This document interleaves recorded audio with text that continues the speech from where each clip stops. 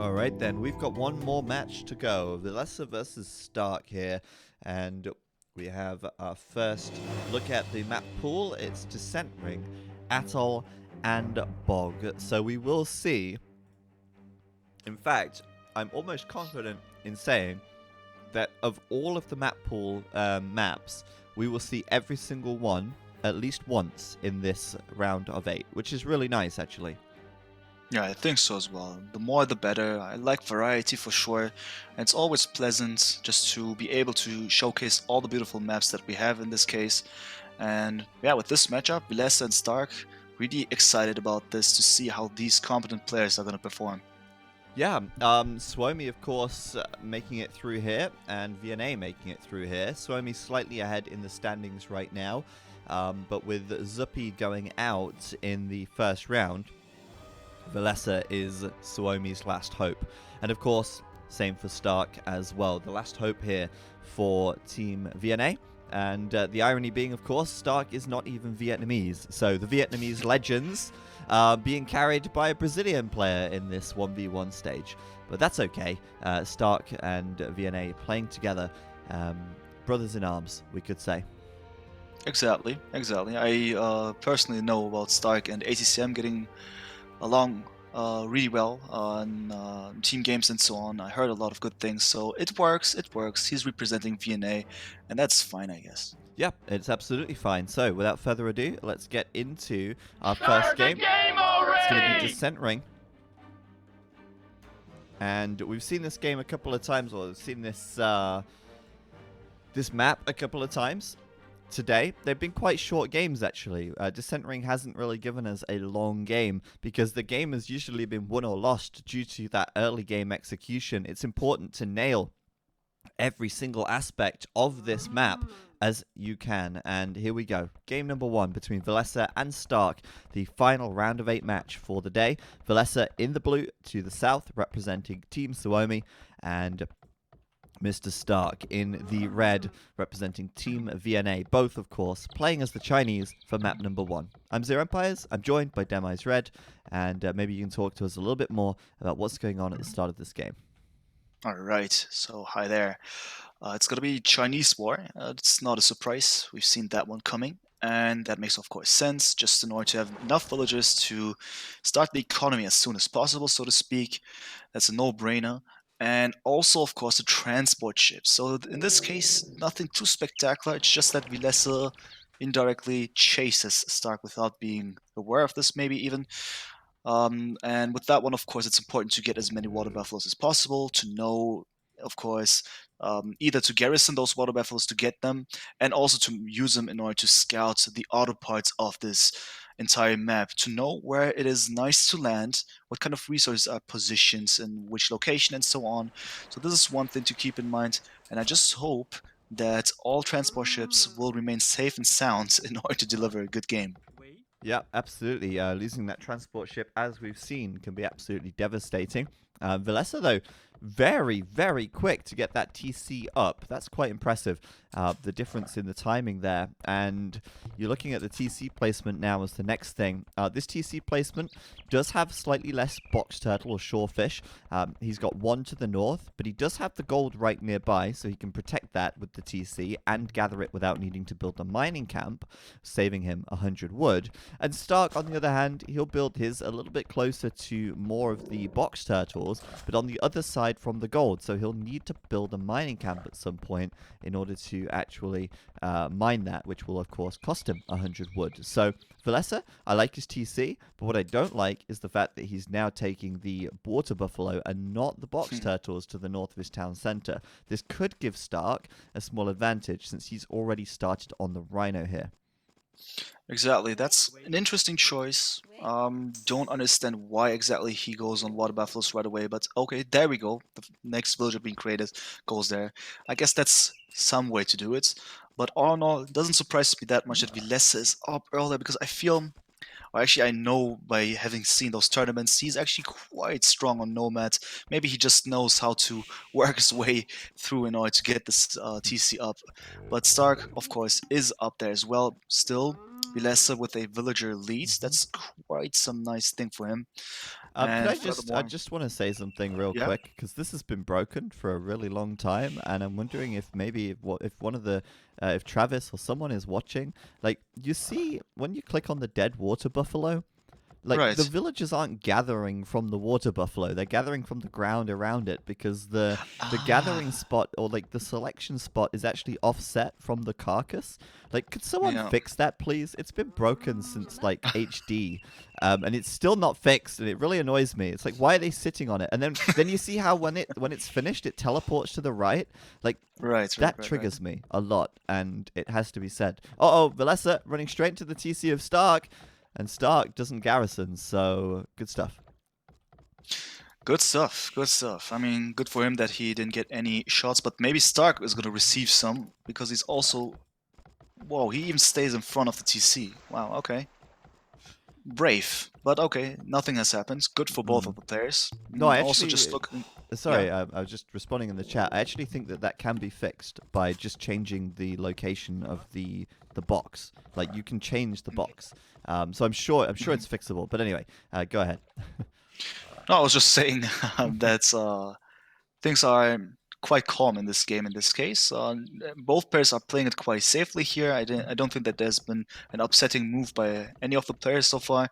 It's just interesting to see how Villese is still having the nice advantage of a single villager lead, and still also looking at the up times for the dogs. Yeah, it's Stark with the advantage there. Good for him. Yeah, small advantage for Stark with the dock, but he's slightly behind in villagers. It's really really close overall, and I think both these players obviously mechanically quite similar. Obviously, Mhm. Stark, however, does have the three box turtles here, which he's gathering, and Villese only has the one, so it's quite a significant difference. And of course, the difference which I pointed out with the gold a little bit earlier on. All in all, though, it looks like Stark has got more water buffalo, and he's collecting them up on the right side now. I wonder if Mhm. he'll actually transport them over to his TC, or if he'll leave them out on the edge to collect over here later on. Sometimes players like to do that. They'll build a mill out here on the edge and do that because it kind of makes more sense to build a mill on the outer ring than on your island because there's Right. often berries out here. There's rhino out here as well. If Stark was to, for instance, build a mill on the berries and the rhino in the east, then that's a much better mill placement than on his island. Yeah, true indeed. I mean, he knows about the berries to the north, and there's also even rhinos there. So that would be the perfect spot to actually go drop the mill, lead the water buffaloes to, and then Yeah. just get all the food. Would be really nice for him. It kind of looks like the rhinos are eating the berries. That'd be a cool mechanic, wouldn't it? If like the wild animals could eat the berries and Right. it would make them Yeah. fatter, and then they have more food. Like that'd be cool. Meanwhile, Valesa's actually bringing the water buffalo actually back to his island. He's already up to the feudal age. Look, quite a lead actually over Stark there. There's about 20 seconds in it, and with such a short rush distance, that could be significant. We'll see. Obviously, right now, Stark has an extra fish. They're both going up on 21 vills, and Villese transporting out toward the edge with villagers as well, making sure, of course, to secure that wood line at the edge. Mm. Um, Also, something to mention is, of course, that Villese is currently trying to go on land. He is there now. He landed. And Stark hasn't done it yet, so that's also one difference. But he does it now, it seems. Yeah, indeed, 5 villagers now on the way to the east, Villese to the south. Mhm. Good for both of the players, but I still feel Villese has a slight lead. He I'm does. just asking myself if he's going to make use of that. Well, I really like the fact that he's not built the mining camp, which has allowed him to get the second dock up before Stark and have a lot more wood in the bank. Look at the difference. He's got an extra 100 wood in the bank. Why? Well, he's not built a mining camp because his TC covers the gold. So he's going straight out with 2 fire galleys. And, as we've seen, that's the opening. Maybe following that with some regular galleys. But Villese very quickly getting double bitaxe, very quickly moving out toward the edge. And it looks like Stark will indeed mill those berries later on and take all that food there, which could be great for the mid game, especially with that transition up to the Castle Age. But Villese might have the edge early here on the water, as maybe Stark might have some dock idle time. I think maybe he might, but we'll see. We'll see. Yeah, we have to wait and see for sure. But still, Villese with the military leads. Looks promising there because he's going to be harassing st4rk's boats. At least that's the plan, but st4rk is up there with 2 fire gullets as well. We have the first engagement now. st4rk is the one protecting his boats and has the defense advantage, so to speak, if that is a thing between those islands being so close to each other. But some kind of thing like this is currently happening, as well as another dock for Villese. So he wants to definitely go on water heavily, as it makes sense, and wants to beat st4rk. Yep, and I think he will beat st4rk at this rate because st4rk couldn't afford the third dock, and of course Vilese's ships are coming out that much faster as well. The third dock is now coming up, but you can see that Villese is clearly one step ahead at every step of the way. Demolition raft being trained now, fire galleys out the back as well. We'll see if he can hit one of those nice demo raft shots as st4rk, meanwhile, will repair that fire galley with a villager.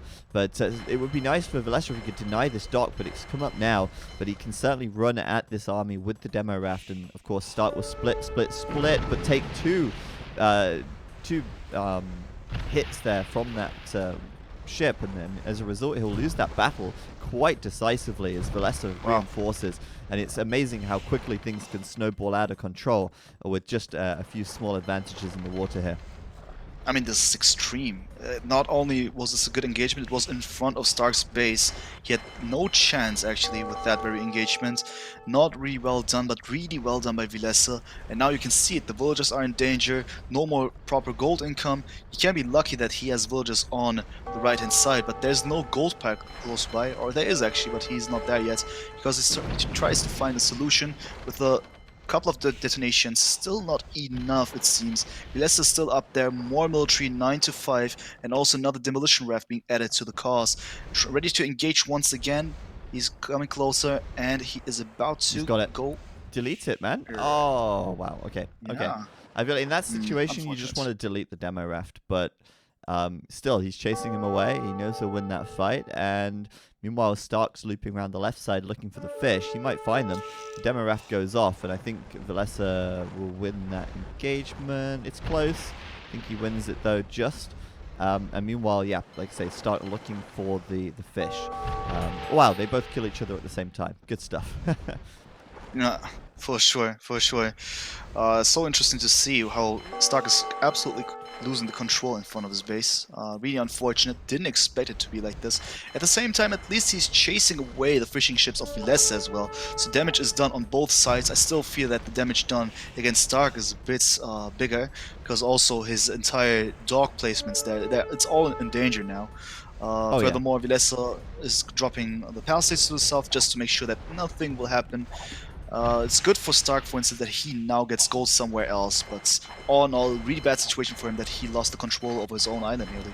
I mean, st4rk has basically given up entirely on the water. He's very, well, I guess he had to. He had no option to mine gold here until he's, rebuilt a mining camp on the land and actually started mining it at the edge. So st4rk kind of remacroing a little bit here.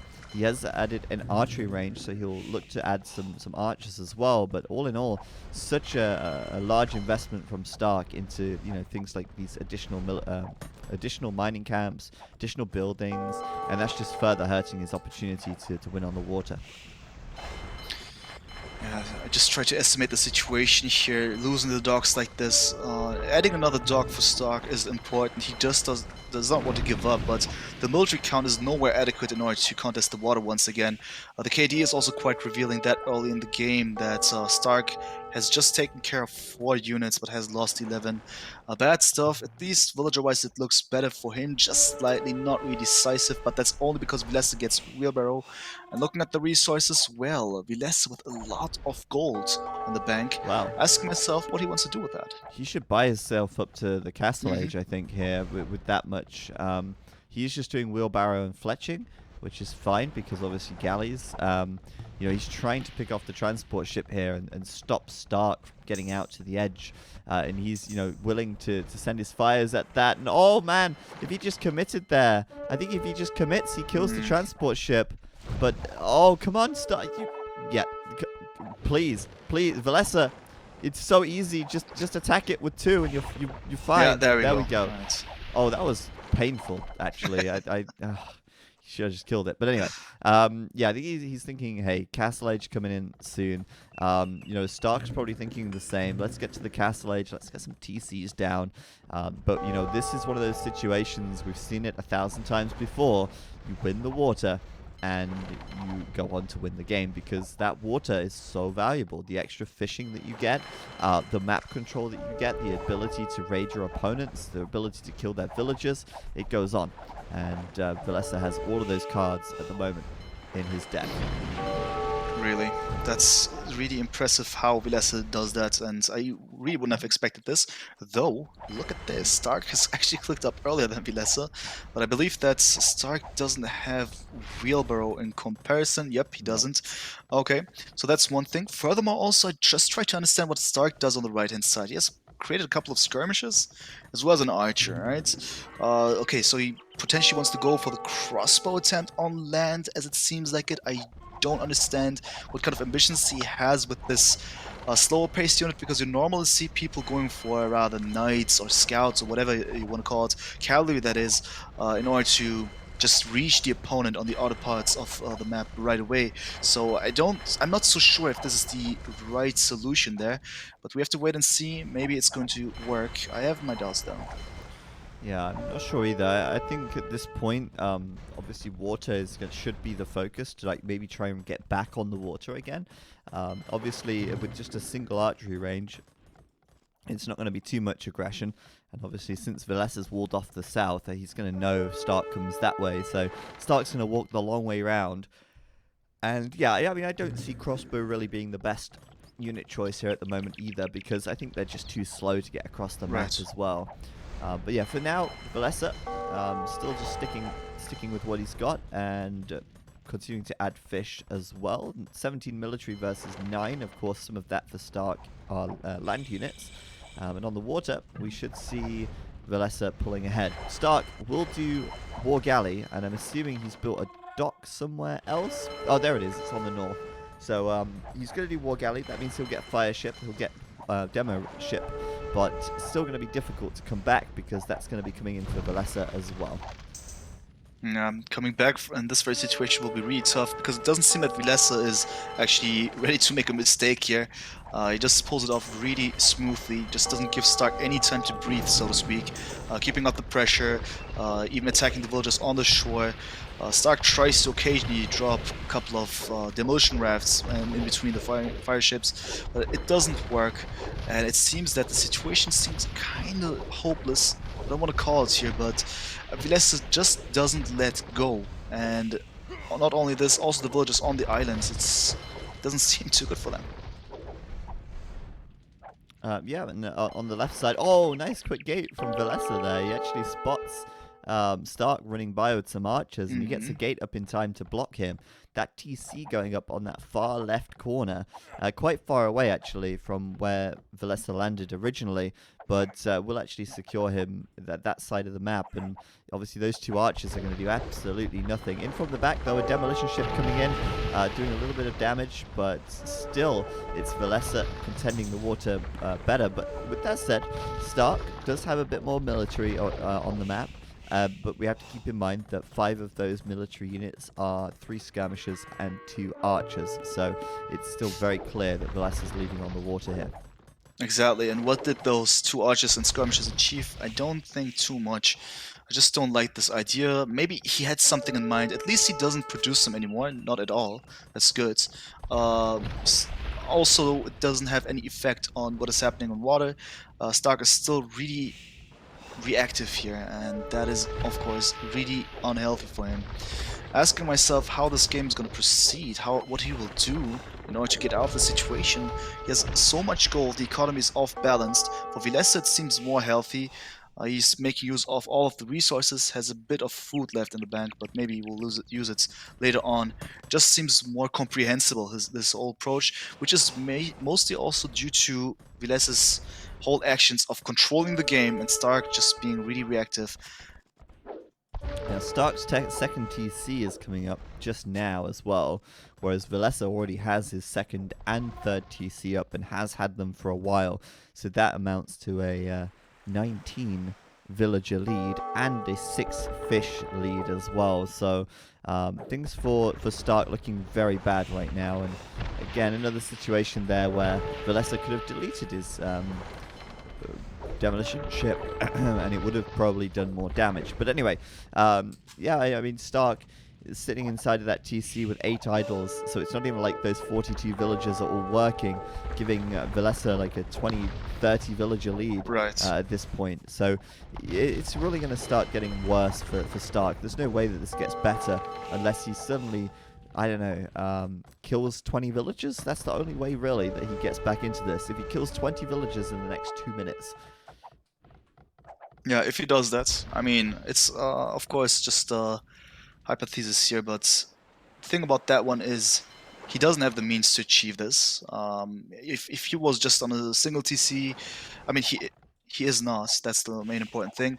And then I would say, okay, maybe he tries to pull off something really aggressive here, but there's no sign of that.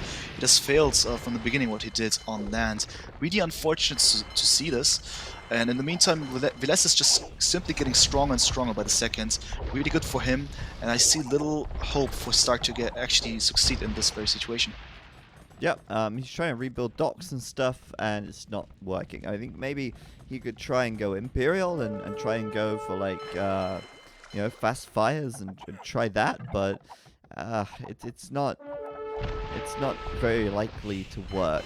You know, he keeps trying to rebuild these docks, he keeps making some demolition rafts, a couple of fires here or there, but he's so heavily outnumbered, he's essentially running them in one by one, and that just doesn't work.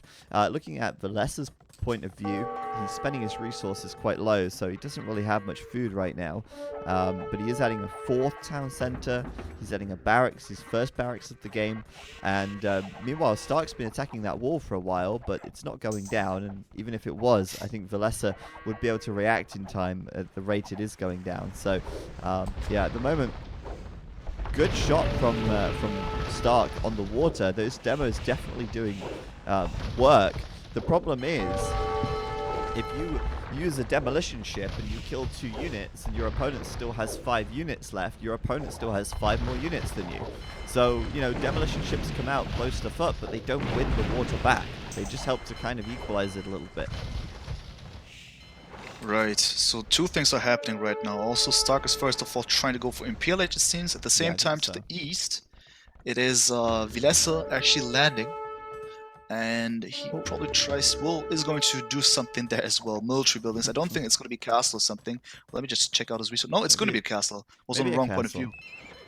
Could be a TC as well when he gets the wood, because I think Villese is going for the 7 TC boom at the moment. He seems to have a lot of town centers up here, and I suspect he'll go Cavalier. I mean, to be honest, he doesn't even need to do that. I think if he made 30 knights, he'd be able to win the game just by attacking on the land. But both players seem so bothered about the water at this point in the game that land seems to be taking a back seat. I think maybe Villese has forgotten about those villagers as well. There's a lot of them there, but they aren't really doing anything at the moment. They're just kind of idling around. He's got a lot of idols around the map, actually. Oh, no, there we go. He's building a castle. Right, st4rk also was there, and he actually saw it. At least he was able to see them, but he didn't react in time. And the villagers are now in the north, dropping the TC to get the stone there. Unfortunate for st4rk, because I guess he's gonna get caught off guard. The castle is not the most dangerous one, but it's really important because it limits the movement zone of st4rk really heavily. Despite that nice TC in the north, I don't think that it's going to be too useful for st4rk now. Just trying to figure out what else he could do, but it's not much that he does currently. Looking at his resources, just so much gold, 1.5k, no sign of a market. Instead it is Villese even clicking up first, with a nice economy, 105 villagers versus 58. It's quite brutal at this point. Yeah, everything's falling apart for st4rk, and it's been falling apart for a little while now. That castle, of course, goes up on the TC, and that TC is already on fire. Villese, meanwhile, a siege workshop and a stable here. I'm expecting we'll see some knights being queued up fairly soon. Maybe we'll see Cavalier after that. He defended his wall with a mangonel as well. That's dead. But yeah, I mean, overall, it's a pretty weak display from st4rk at the moment, and I'm curious as to what he thinks in this position he can do. I mean, look at st4rk's point of view, right? fog of war on. You've got Right. look at your eco. You're like, yep, I've got a lot of gold. I guess I could buy myself up to the Imperial Age, but that's really not very good use of my gold. I've got a bunch of idols in this TC over here. That's annoying. My dock's on fire. I'm not really winning the water. You know, he can see the TC in the east from Villese. He can see all the you can see the market in the south. He knows that Villese is down there, and he sees the castle here as well. And he knows he's penned in, and it's just horrible. It's horrible for Stark. That's horrible indeed. I think that Villese reaching MPLH could be maybe the ultimate Yeah, decider for Stark to call it there. you're probably right. You're probably right. We will see Yes. in a few seconds' time here. 30 seconds, he'll be up. Meanwhile, he's just going to attack that TC with a mangonel now, and there's not a lot that Stark can do about that because he has no army. Yeah, Which is a indeed. problem. It's quite unusual to see this kind of game from Stark. I just know that he's some kind of person who likes to get map control right away, but from the start it was really unfortunate for him. Villese just had a smooth start, was up earlier, had the better economical basis to work with, and then just took over the water step by step, and Stark was completely reactive, unfortunately for him. It's called GG, and Villese, well done. First point. Yep, I don't really think there's much else to say about that game, to be honest. I think what we need to say is GG, well played. Let's go to the next one because, to be honest, from Stark there, it was an attempt to come back, but it was one that we could see it really had no weight behind it. And all in all, the GG was called when the Imperial Age came in. So let's go into Atoll, which is our next game. We're going to jump into that right away here. And Atoll, first time we're seeing Atoll today. We saw it a lot last week, but this week, not so much. Interestingly, yeah. So looking forward to seeing this map as well today. Also interesting is going to be, of course, the Civ choices as usual. So let's have a look into it. There we go. We are in, and Atoll. Our next map, we've got Villese up to the north, and he's playing for Team Suomi as the Malay. And then down to the south in the red, it's Stark playing for Team VNA as the Japanese. So it's going to be a non-mirror-civ matchup here on the map Atoll. It's also match point because if Villese wins this, he goes through to the semi-finals. And if Stark wins this, he'll equalize things out and we'll go to the third and final game in this best-of-3 series. Exactly. So I'm quite happy to see that we have different civilizations. We've seen Malay today, but Japanese is a good one. Two strong civilizations on water. Japanese, of course, really popular, I feel, the past months and maybe the past year or so. I've seen them appearing more frequently, which is really great. And then Malay, of course, the classical approach, I guess, next to other civs that are strong on this very type of map, water map that is. So these things kept in mind, this map is still highly interesting in my opinion. It's Atoll after all, and we have this really juicy part in the middle, right? So much gold, so much stone. It's going to be really important to take over this part in the course of this game because back in your base, so to speak, you just have stone and gold, and that's it. Just one pile of one. More tiles, but just one appearance for each. So that's what I'm want to say. So it's limited. It's not too little, but it's still limited. And whoever is going to go to the middle and take over has good chances. What I'm saying is also walling is quite important on this map. You can zone off fairly easily because there are a lot of wood lines in the middle, and you can connect them or just pull them over to the shore and just make sure that your enemy is not able to go there by foot anymore. Landing is still possible, but this is just an additional dimension that you can add. So all in all, I'm expecting really great gameplay here. Yeah, now unfortunately for Stark, he's not off to the best start. He's had 2 of his water buffaloes stolen because the map was a little bit bugged and they actually spawned on the middle island. And Villese went straight forward, no delay. Didn't actually go on to Stark's little island, but scouted the middle really quickly, and he was rewarded for doing that by grabbing an extra 2 water buffalo there. So There's 3 rhino on this map, so there's a lot of food available. And of course, having a couple of extra water buffaloes certainly helps, but it doesn't mean that it's all over for Stark. It's absolutely possible to go up to the feudal age with 3 rhino, but he might need to get loom before he grabs the one in the south. But yeah, this is very much like a great hybrid map because you do have that big water, right? There's a lot of fish, Right. very evenly distributed, and you can grab those. But there is that element of land. You cannot win without the land. As great as the water is, that land does need to be contested if you want to secure wood and gold into the later stages of the game. Indeed, that's really important. Of course, so much water. I mean, to the south and to the east, it's an incredible amount of fish. Of course, whoever doesn't go on water is, of course, doomed to fail. But then again, the middle, as you said, it's really important is going to be, of course, who's up earlier. And with the melee, it's quite obvious who's going to be up, at least in theory. With the faster up times, of course, Villese could have the upper hand when it comes to the first sign of dominance, the first appearance, and then to build up a momentum with that one. On the other hand, though, Japanese for Stark is actually a nice civilization in order to have quite some tanky fishing boats, just to have more durability, so to speak, when it comes to water contest. We have to wait and see. For now, though, both players are trying to their best to click up as soon as possible. I'm quite impressed. Stark managed to bring that rhino in from the south without even Hmm. getting looms, so maximum efficiency for him. And Right. without loom doing it that far, that's impressive. He must have used some tricks there to block the rhino and keep it from killing his villager, because they do hit hard. And you can see Villese is doing Right. the same thing, using the scout to try and block the villager. However, does There we go. die. And sometimes even the best players will lose out to the strength of the rhino. That's the price you pay for the extra 60 food that they have. However, a nice trick from Villese, using his scout to slow the rhino's retreat and allow his villager to hit it before it makes it all the way back. Many tricks being pulled out by these players to get those rhinos in, but the first blood is drawn by Gaia. Yeah, indeed. That's unfortunate for Villese. It always happens, but yeah, actually, I see most of the players going for Loom as early as possible. Both players didn't do it, especially surprised for Stark because he's someone who advertises going for Loom and still making it somehow. Um, so that's one thing. Also, now finally Villese going for Loom, and Stark, most importantly, though, walling off an important area there. We also have to keep in mind this part where he is now, this beach, that's actually the beach terrain that he's on, is actually accessible for ships, right? Mm-hmm. So he's also blocking this one off. I really like this attempt. Yeah, it's good because what he should do really is put a palisade gate in there so that he can retreat his fishing ships through it if they get pushed. Or, well, he won't because obviously they're on the south side.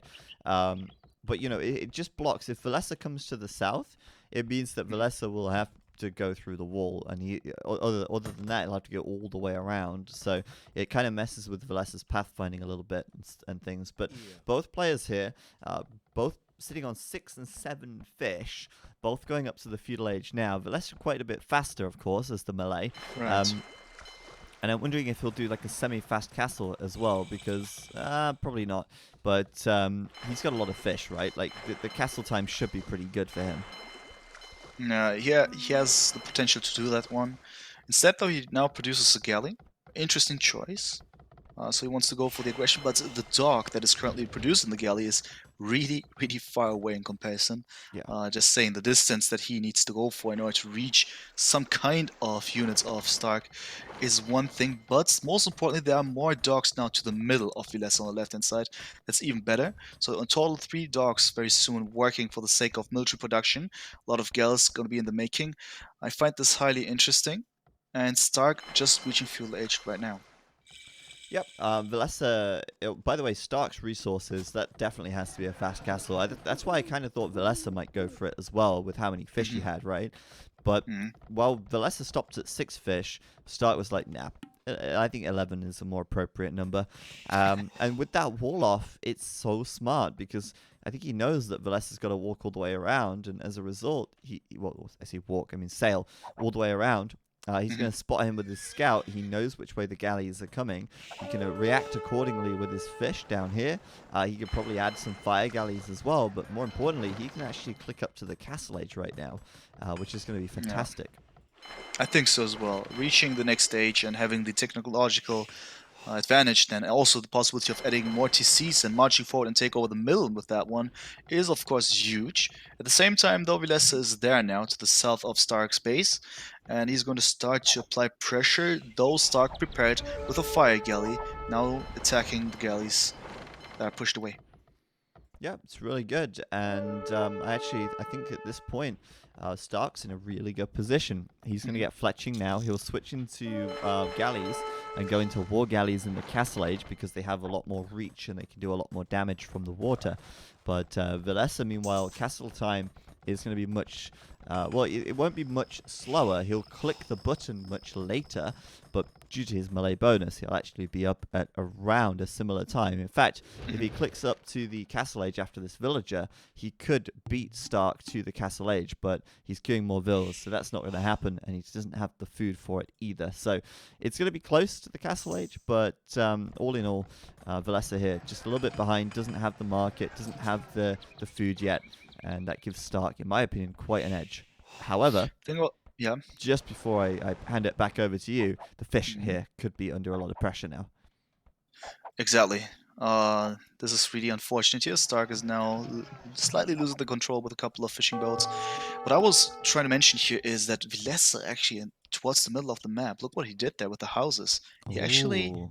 walled out st4rk with that one. So even if st4rk is up earlier, which is the case, 1 minute difference between the two, he will still struggle as he needs to take down those houses before he can march forward.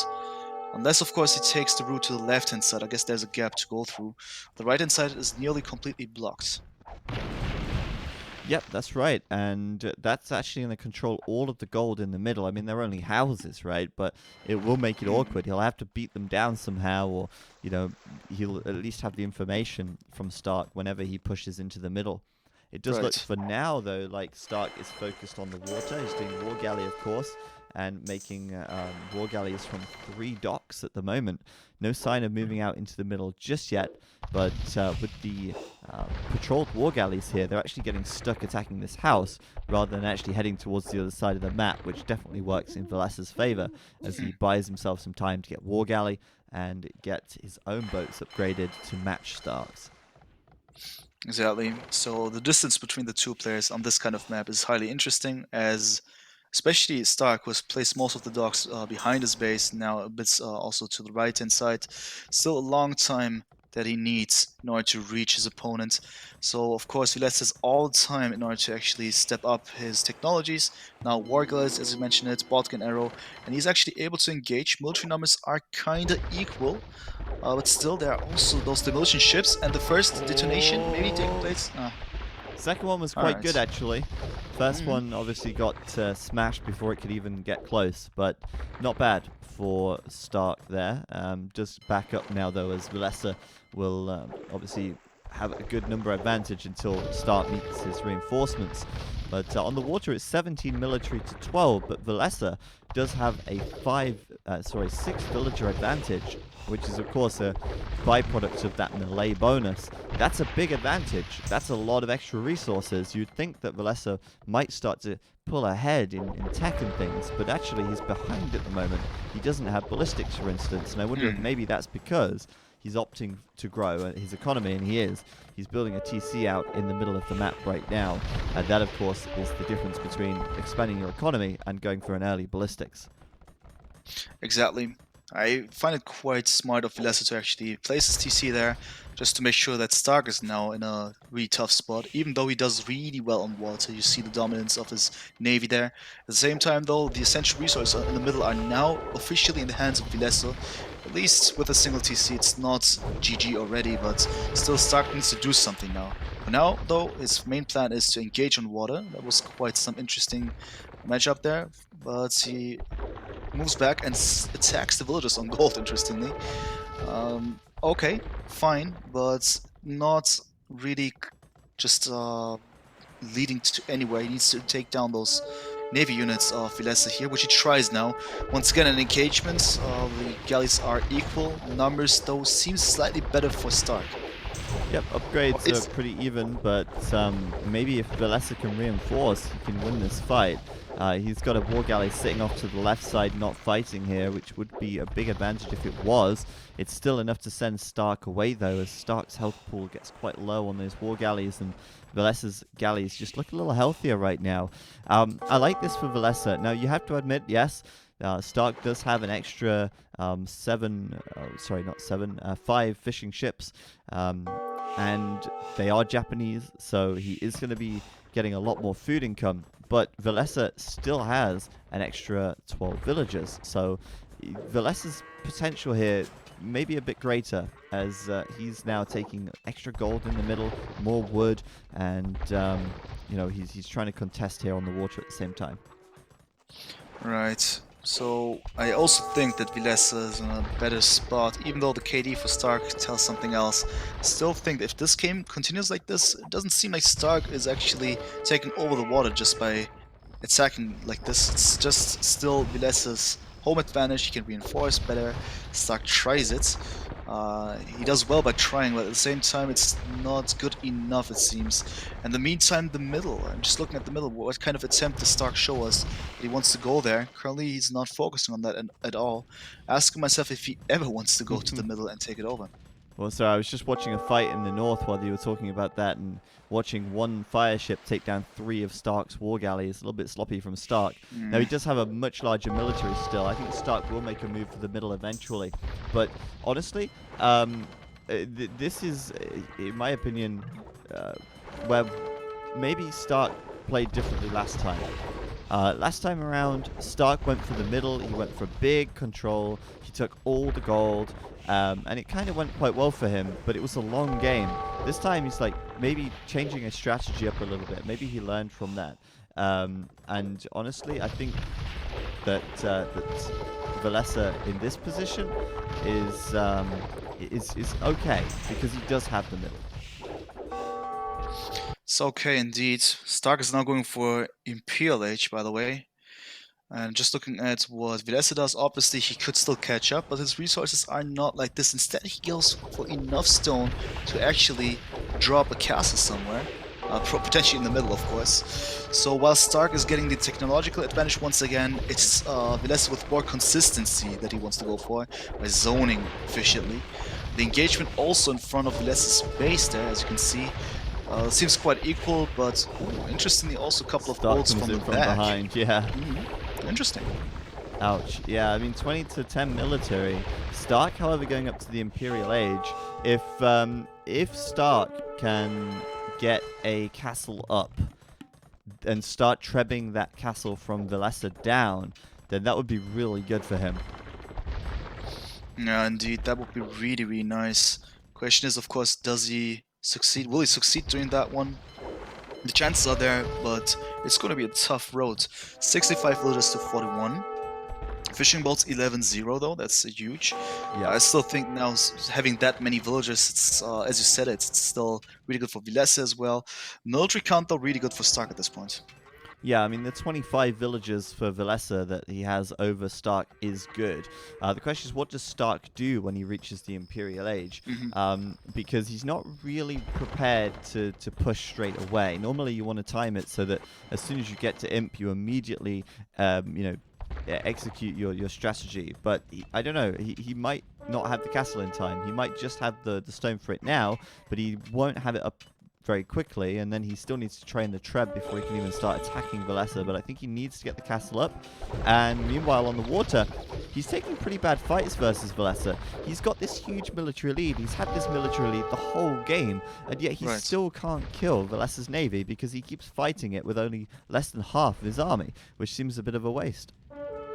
Yeah, certainly a waste that is currently happening. I'm also looking at the resource that Stark has currently. Realistically speaking, 2 more tiles to go. More than 1k gold that he has potentially in his hands. And yeah, that's the one thing. Now the castle that is trying to go up there, facing 2 towers, they won't be denying it, will they? No, that castle surely has to go up here.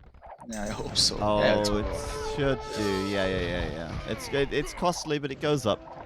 It Right. goes up, Okay. and that's going to be 2 towers down there. Meanwhile, Galleon came in and Bracer on the left side. Chemistry's coming in too, so it looks like Stark will win the water here, and I do wonder if Villese might be tempted to get harbors with the Thalassocracy upgrade. Yep, there it is. There we Literally as go. I say it, because that's going to help him to regain the water and push these Galleons away from his docks.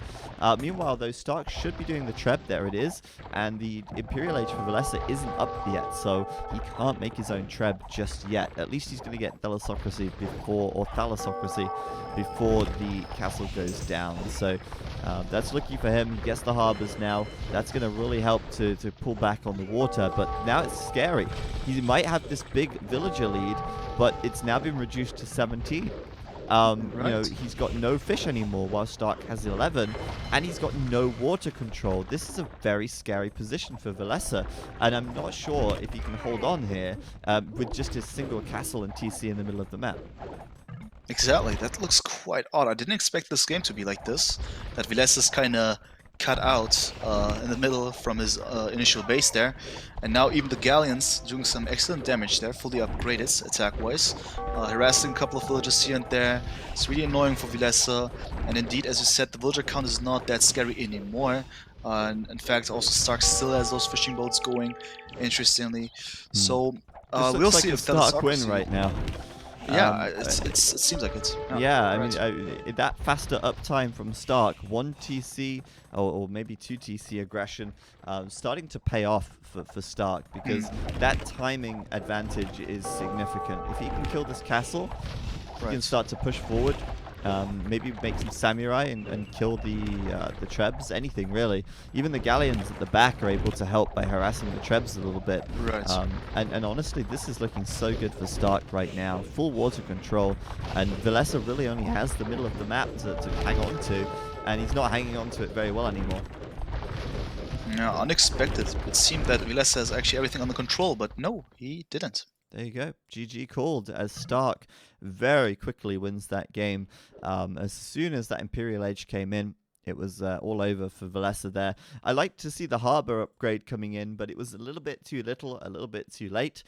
Stark was allowed to fish all game, and as a result, that just gave him enough food to go imp quite comfortably and take that push in the middle of the map. Well played. Well played indeed. Really well done by Stark. All right, so I assume then that this will be our last game of the day. Bog. Let's go. Bog is up next. It's the decider. Whoever wins this goes through to the semis. And of course, both players have free picks now. So although we've seen Mongols a lot before, I do wonder if they'll still take Mongols, or if there's potentially a different civ which we might see pulled out for this last map.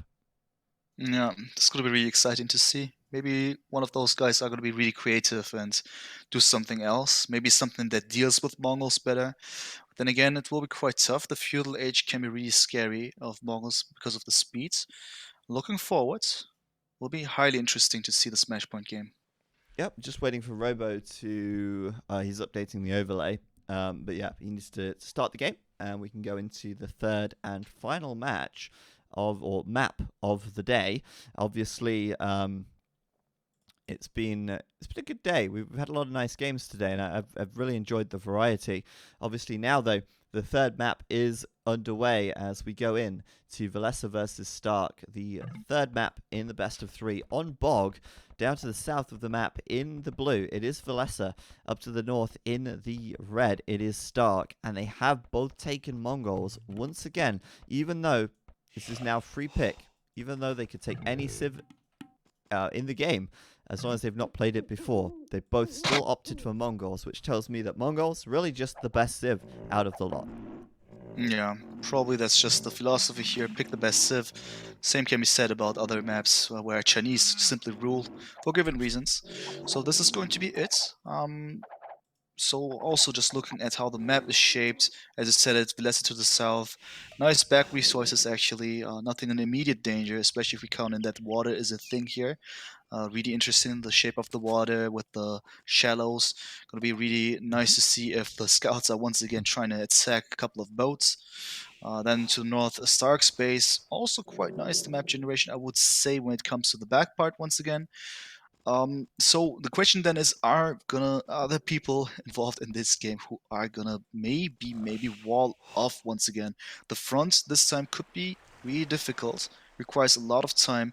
We've seen it in previous games. Walling on this map is tough, but sometimes it can help you out a lot. We have to wait and see. Yeah, you do need to invest a lot into the walls because you need to wall up so much on this map if you want to close it off completely. I mean, so far though, looks like Villese has been off to a good start. He's already pulling in his second rhino, but it looks like he's going to lose a villager. Damn! Oh, not again. Again! Villese! Again! Losing vills to these rhino. They keep catching him out, and they really are tough nuts. But I was going to say, before he lost the villager, he already took a rhino right at the start of the game. And I think that Right. worked out really well for him because he should have gathered a lot more food by now as a result. And you can see already, he's already gathered about 100 more food than Stark in this game. Yeah. Unfortunate for him, though, he lost the villager. That's always a troublesome situation. It just it's not healthy. I mean, obviously, you just lose a villager like that, and therefore Stark has the potential advantage to become stronger early on, let's say, as a snowball effect. It's not the game decider, but it's unpleasant, especially in a Mongols war where speed is really important now in the beginning of the game. It's going to be interesting to see how much it'll affect the game. Also interesting now, dog placements and dog timing. So Villese is one up. First, he builds it first, while Stark is starting right now as well. Yep, Villese's fish slightly closer to the dock. It's touching, so his fishing ships won't have to travel between the fish and the dock to drop the food, which is nice. And oh, Villese, he's going to catch the dock builder. So this could be how he equalizes this. He might not kill the villager, but he will delay the dock. And he's even going to go for the second vill. I mean, Stark surely can't think he's going to let him get away with that. So this villager isn't going to die either, I think, but it's huge for Villese. Huge delay, and of course, low HP vills for Stark now, and Stark's going to lose the vill to the rhino as well. Man. Wow. And that was all Villese, man. If he didn't attack the vill, that vill wouldn't have been low, and that villager wouldn't have died. So both players losing a vill to the rhino, they're even, but even on vills, Villese's fastest to feudal because he took the first rhino first. So we're going to see a really fast play from Villese here, I think. Yeah, incredible stuff. That's unexpected. How much he did in order to equalize the situation. Not only equalize, I think Villese now with the advantage here. 17 pop though, 16 villagers and 2 boats, that is. So that's one thing, as well as the scouts. And then Stark with 18 villagers clicking up. So Stark, more villagers working for the cause of his economy. But Villese has the chance, first of all, to get the galleys up earlier and maybe even go for the land. Though looking at this, he doesn't have enough resources for barracks. And therefore, I strongly assume that he's not going to go for it right away. It's going to be more about the water. Yep, it looks like it. After adding that second dock, at least. Faster water. Of course, delaying the dock of his enemy might have influenced that decision. He might have thought, well, I've got a really good start. I'll go scouts. But then he's like, actually, I've just killed the villager, or I've delayed the dock. I'm definitely going to have an edge there when it comes to water. So let's do that instead. So Villese here. 2 fire galleys coming straight out. Looks like he'll immediately push out across the water. And Stark made 3 fishing ships, which have barely been around for a while yet. And they're already going to be hunted down by Villese's fire galleys. Villese, however, did just lose his scout, so that kind of hurts. But I'll tell you what, I love this map. It's so beautiful, actually. I really love these. I love the terrain. I love the shallows. I think it looks brilliant.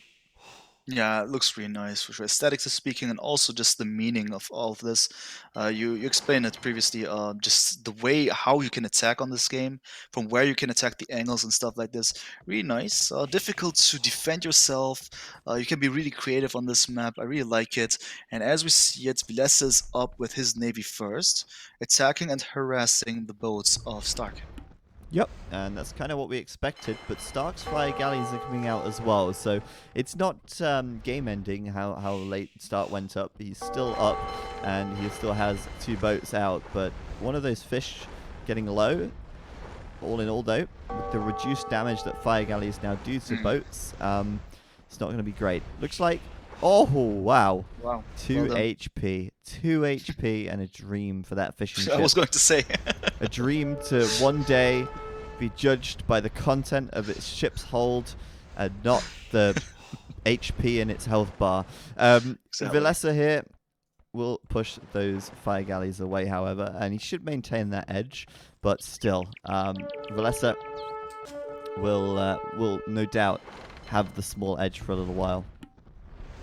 I'm trying to estimate the things how they're going. Stark also with this demolition raft, so it's going to be a water gameplay this time. It's interesting to see that both pairs now, due to the events that have happened, kind of agreed on going for the water. First detonation there, fire galley about to go down for Villese, but more of the fire galleys, there we go, are there as well. So that's 6-2 military. Doesn't look too healthy for Stark at this point, but another demolition raft in order to push his opponent away. Villese as well with the demolition raft. Looks equal, but I think Villese good with numbers. Good explosion. Nice. That worked. That was better for Stark, I think, right? I think it was his ship that died. I can't remember. I didn't catch so as well. I didn't catch the color, but yeah, I was just checking Stark's eco to see if he was up to anything, but it looks like no. Both players still committed to the water for now. Villese bringing back his weakened fire galleys to heal them up, or repair them, I should say, which is really smart as he pushes back out again with his full HP ones. And that all in all should lead to Villese winning the battle in the long run, due to the fact that, of course, his ships can re-enter the battle and have that much more life. So we'll see if that demo goes for the fish here. Oh, could be a good one though. That's good. That's real That was good. a nice one. Nice one. A couple of low HP boats, one boat down. Well done by Stark. He's able to hold the ground, let's say. He's not giving in. That's really important that he's kind of being an equal opponent there. So Villese cannot just simply take over. I'm just trying to determine what's also happening for Stark's economy. You checked it out, and I'm just looking once again. He has a lot of food, by the way. Seems that he wants to go for the next stage. First of all, though, this once more engagements, nice explosions. Well done by Villese in return. Yeah, this is really good for Stark, actually. Sorry, for Villese, actually. He got a really nice demo raft shot there onto those fire galleys. And as a result, and thanks to pathfinding, Villese is going to pick off even more as well. He's going to take this fire galley here. The fishing ships up at the north are going to get taken out. And wow, everything here from Stark is suddenly disappearing on the water. Similarly to the first game, water... and the second game as well, actually. In fact, all of the games in Southeast Asia, as soon as you start to lose the water, you're in trouble. Yeah, you're in trouble for sure. It is simply like this. Especially in this map, though, it means even more. Not only the fish is gone, but also your military maneuvers are highly limited, and your opponent that has taken over the water, for instance, has more in addition. He can come through the middle, and you can't, for instance. This is really extreme here in this case, which I find really interesting about this map. And Stark also getting wheelbarrow, by the way. Once again, comparing resources, Villese with more gold, but Stark seems to about to be clicking up very soon. Yeah, I think the castle time will be kind of close. I mean, Villese could use a market to buy some resources, but he doesn't have one, actually, so never mind. Looks like we'll actually be seeing a blacksmith coming up for Villese, and actually, in the end, it might even be Stark who clicks up a bit faster here, because he's already got the market on the way. So we'll see. I think Stark actually doesn't have... he does have a blacksmith, sorry, so... we should see Stark clicking up in just a moment, and Villese will do wheelbarrow before he goes up, so that should favor Stark here. But getting up to the castle age first is one thing, but being able to convert that into an advantage is another. And so Villese here has to make sure that even though he's going to be behind, that he doesn't lose the water, because he's got it for now, but doesn't mean he's going to be able to hold on to it once Stark reaches castle age. Right. Stark now on the way to Castle Age. Looking at his economy once again, it's quite suspicious that none of the players are currently going for stone. With Mongols, you would maybe expect this, so in this case, it seems that water is still more important, unless of course they try to achieve something else that we don't see at this moment. But no castle, no Mangadai at this point. It's going to be more about the water. Stark with the advantage timing-wise. At the same time, his first dock is under pressure. Currently producing a demolition raft. Will it be up in time? Yeah, it will be. So he can maybe engage once again on water. That's one thing. And Villese also now on the way to the next stage. Yeah, quite a big difference in timing, though. Obviously, Villese, I think, could have gone up sooner if he wanted to, but, you know, that market was kind of late. He's now doing a barracks as well, so that could be a sign that Villese is trying to transition something onto the land. You know, he's got decent water, but he's not made too many additional fish. Instead, he's building a barracks now, and perhaps we'll see a stable following that. Or an archery range, we'll see. But either way, something here to try and harass Stark's eco at home, because he's actually really exposed to some kind of raiding. And of course, Villese doesn't know that right now, but if he was to go for it, that could work out really well for him. Indeed. So what's going to happen, I believe, from Villese is, first of all, knights. And then we are going to see skateboarding armor as an indicator there. Stables in the making. Timing-wise, it will be just fine. Stark, though, on the other side. What is his plan? As you said, New it's TC. he's so open. Yeah, new TC. Indeed, and also War Galley. So that's going to be really, really dangerous for him, because Villese being so packed in his base, kind of protected, but Stark is vulnerable at this point, and it's not like he's protected anywhere. I just see one little bit of passage to the right-hand side, which is good. That's really good, but still so much more is open, so his opponent has a lot of chances to actually engage and go through. Yeah, absolutely. And Stark as well, you know, he's done War Galley here, but he's only got 2 fire ships. And okay, that's great. 2 fire ships, they're much stronger than fire galleys. But Right. still, he did the upgrade, but he doesn't really have that much. And Villese, meanwhile, will have a lot more on the water, and he will also have fire ships as well. So it looks like the water is firmly in control of Villese here, and it doesn't look like Stark is too worried about contesting the water.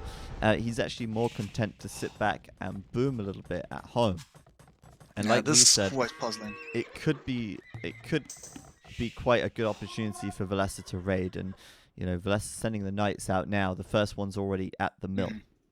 Exactly. This is strange because I guess you're right with that one. He just wants to boom at this point. He's also on stone. Maybe he just wants to add another TC or just the castle right away. We'll see. That being said, though, he's open. And you normally don't boom in a situation like this unless you feel really safe. And I'm not so sure if Stark has reasons to feel that safe, especially knowing that the water is completely lost and the Knights are finally there. Currently just with +1 defense, but still there enough to just annoy here and there. Yeah. And also, Villese knows about now that Stark is getting stoned, so that's one thing to keep in mind. Maybe he can anticipate potential Mangadai or something like this. Yeah, maybe a castle later on. I mean, at the very least, Villese can use these knights to force those villagers to go idle.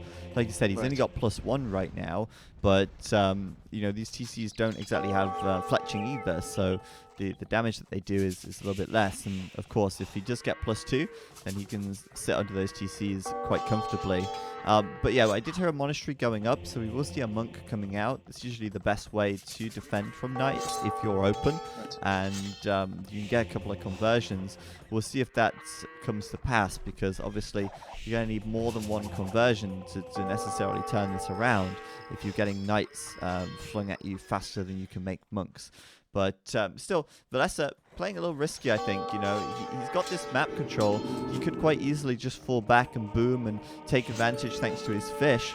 But instead, he's opting to play a lot more aggressively. And so far, I don't think he's been able to do enough with that aggression to say it's been worthwhile.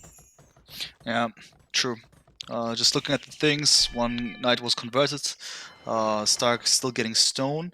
So does Villese, by the way. I just saw him getting the stone upgrade there, indeed. So maybe he wants to actually build up an opening and drop a forward castle.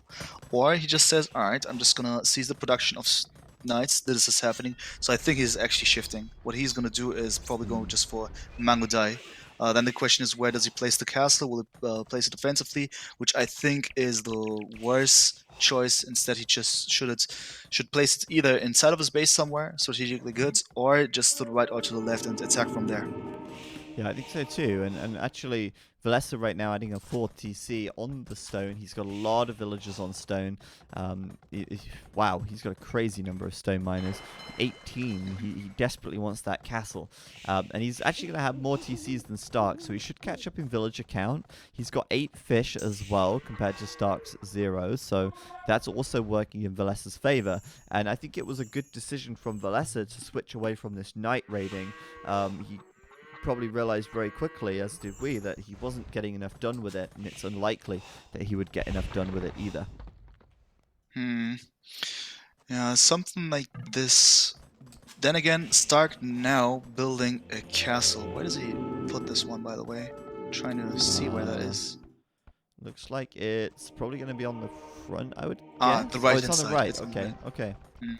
Okay, so he tries to not necessarily protect the right hand side, just make it safe, and then we'll probably just produce Mangodai and attack from there. Fine. And then again, Villese, what is he going to do? A lot of stone that he has, by the way, as well as gold. And finally, also Villese placing a castle. Question then again, as usual, where is it? This time on the left-hand side. Okay, so both pairs probably gonna spark the Mangodai war. At the same time, though, we have to keep in mind Stark cannot go through the middle, at least in theory, because it is taken away by Villese for a longer period of time. Well, he could go through the middle, but Villese would see him coming way before he Right. arrived. So, I think Mangalai could probably run past a few fires, but yeah, I mean, he definitely would take some damage, and we saw that earlier with I think was it Yinghua who was running the Mangalai through the middle and ended up getting taken out by war galleys. That hurt. So you want to be very careful not to do that. And at the moment, yeah, I mean, both equal on villagers, but Stark behind by 8 fish still. Villese with that larger military, and I think both players now looking toward the Imperial Age, of which Stark has a better macro right now, I'd say. He's closer to the Imperial Age than Villese. He's definitely going to be clicking up in a few seconds here, or a few moments, whereas Villese, who added that 4 TC, is a little bit lower on the food.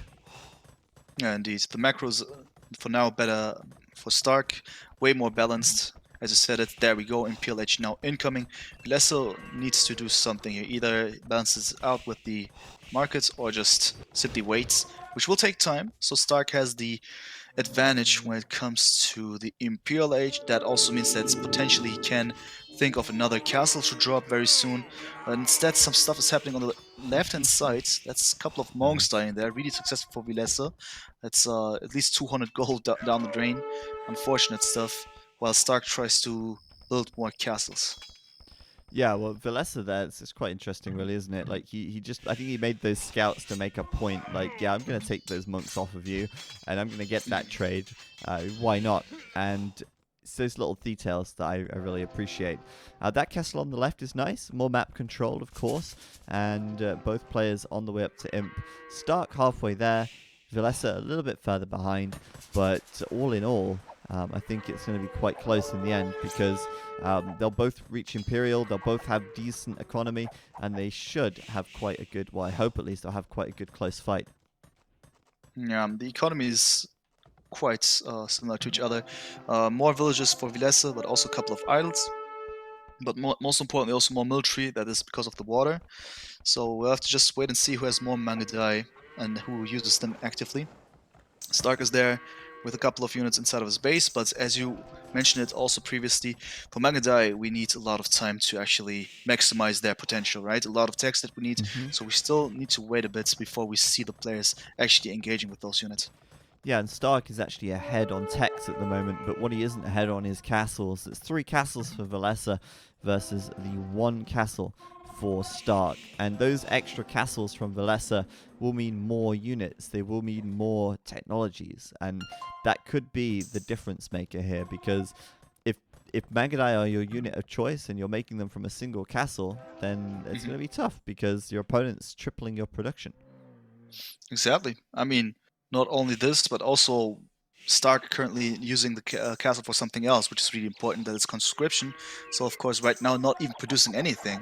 And that is, of course, good for Villese because he can step up the army numbers way easier, way more conveniently. We have the engagement on the right-hand side, by the way. Comparing the units, though, it is Stark with better Mangadai as he has Bracer. Villese only getting it now as well as Husbandry. So that was maybe a kind of good engagement for Stark, but he actually needs to pay attention to his numbers more than his opponent because they are more valuable because, as we said, it's the reinforcement rate is really bad for him right now in comparison.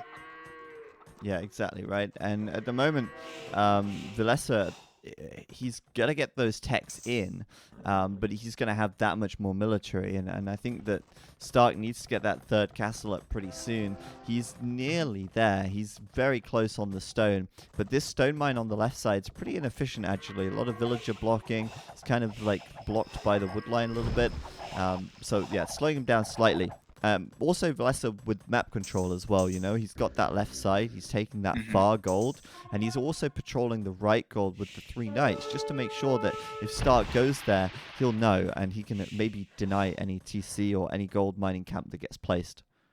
Exactly. This is huge. The map control is really, really great for Villese. Those patrolling knights, they do a great job already, as I said. And that's one thing. Now we have the engagement in the middle of the map, interestingly. Asking myself where the boats are at. If they're going to be utilized, but no, not for now. The Megadais are doing a great job, but still not maximized concerning their strength. Villese is getting elite Megadai, Stark is getting Parthen tactics, chemistry. Will take some time. Villese also going for galleons, interestingly. He just wants to make sure Wow. that he has the control on water. Yeah, man. Galleon coming in. It's interesting because he doesn't actually have any war galleys, so you might want to train some of those. Or was he thinking that the Galleon tech upgrades his fires to fast fires like the war galley does? But I doubt it. It's interesting. Why go for Galleon if you're not going to train any Galleons? Oh, there we go. He's finally queuing them up, so he didn't forget to queue them at least. But yeah, Villese with great map control right now. You know, he's collecting up relics. He is going for another castle on the right side, but that's going to get denied by the Mangadai. Yeah. 57 HP, by the way. Oh, wow. You could delete that, or you should delete that even. It's only on 1%. Oh my god, look at how much stone Villese actually has. Wow, that's quite a lot. He plans to place a couple of more of those castles. So not only 4 very soon, but yeah, probably 6 or so. At least that's the big idea. So I like how Stark has been able to get up the castles as well, so he's not that far behind. Not at all, to be honest. His economy looks really brilliant. Yeah, Villese raiding that stone mine though, going to get 3 vills, and I think we could be in for quite a big game here because both players right now are starting to mass up those Mangadai numbers. The upgrades still favor Stark. Parthian tactics still missing for Villese here, and you know he's still missing conscription as well. Meanwhile, in the middle of the map, he's trying to do some damage there. But I think the big difference maker could be Galleon. If he can sit here with Galleons and do damage, that's a really big, you know, sort of boost to his army and to his map control. He'll probably find quite a lot of stuff around the map with those Galleons. Yeah, that could work for sure. I'm just interested in seeing how Villese wants to solve the situation on the right-hand side. The castle is denied once again, at least delayed concerning its uptime. But there we go, Villese finally engaging with his elite Mangadai. Still there's a difference of chemistry, by the way. Villese still doesn't have it. Now he wants to get it, but that takes quite some time. So 1.5 minutes at least that he needs to wait. Still taking on that fight, interestingly, but yeah, he wins. He wins Well it. done. And I like that because, well, it's more of a numbers thing there in that situation. He does get that win, and obviously now the Galleons are coming in as well, being annoying, being a nuisance. And Hussar is coming in for both players too. It's going to be a really similar army composition by the looks of things. We haven't got any siege coming in just yet, but we will see that eventually, as you know, later on in this game. For now, though, we've got chemistry going to be completed hopefully in time for the next fight for Villese, although I'm not sure. He might have to be very careful on this right-hand side. This castle still isn't up. He's still making it with only 2 villagers. He wants this. He's just asking for that. I mean, It's okay though. It's just fine because Stark also needs to estimate the situation correctly. It would not be good for him to lose any kind of units, obviously. So just waiting for the right moment. But this is enough time for Villese actually to build this castle, make everything safe, reinforce properly. A lot of units for both pairs. Now slight engagement castle is up. Well done. Greeting incoming for Villese just for the sake of his navy. And this is not good for Stark. More map control for Villese. Still a bit for Stark, but he doesn't really save it. Just the army is there, but no castles that will protect the gold on the right hand side. So Villese is still with the advantage. Yeah, the main thing is that map control, isn't it? But then Stark has done such a good job of getting his villager count up and getting his military count into good position as well. I think all in all, this game right now is very close. They're both even on upgrades, and although Villese has the map control, Stark has done a really good job and could win that Right. map control back, but not like this. He needs to be very careful here. He's bringing in the reinforcements. Villese is going to back away immediately, but that did go quite well for Villese in that fight initially. Meanwhile, raiding on the left side, a Hussar from Stark are coming in. They're going to hit those wood lines over there, and Villese will do his best, of course, to try and defend, but the TC is full and the Hussar raiding is in full force. That is going to hurt his eco. Yeah, for sure. That's actually well done by Stark. He needs to do some things like this in order to just go for the counter raids. He was the one being pressured that much and now pressure his opponent a bit. It's really important for him. And I like the fact that he's actually getting up the castle on the right hand side. This is more of the conventional Stark gameplay, just getting the map control, dropping castles wherever it's needed, just to make sure that the enemy is going to struggle when he wants to access those areas. So that's one thing to keep in mind. But I still think that Stark needs to be paying a lot of attention to what he does when he engages. Villese did that better on the right hand side by retreating whenever it was necessary. So Stark, best advice to be really careful here. Yep, definitely. Usually better to be safe than sorry, as always. And in this situation, you do not want to throw away your army unnecessarily because that could be a game-losing move. So you got to be very careful. Obviously, at this point, Stark's taking a bad fight over here, but he'll retreat to his castle where he can hopefully defend a little bit better. Of course, Villese is just going to run straight in with the Hussar anyway, but should be getting out. And meanwhile, Treb's now coming for Villese here, while Stark does Siege Ram. So it looks like the priority here for Stark will be Siege Ram. Villese going for Trebs, so that's going to hurt his Megadite production a little bit. Yeah, I'm just trying to imagine how this can go. Siege Ram and Drill is of course beautiful, and it was only exclusively Elite Mangudai. I would say, okay, it can work. Still, the Mangudai deal a lot of damage against Siege. Drill is still a nice thing in order to get those rams in the middle of the engagement. But then there are also enough Hussars, so actually I think that Stark is the one being provoked by those traps, that he needs to go forward. Enough time for those meat shield type of Hussars to go forward. I think military maneuver-wise, Villese has the advantage. Yeah, right. I think so too.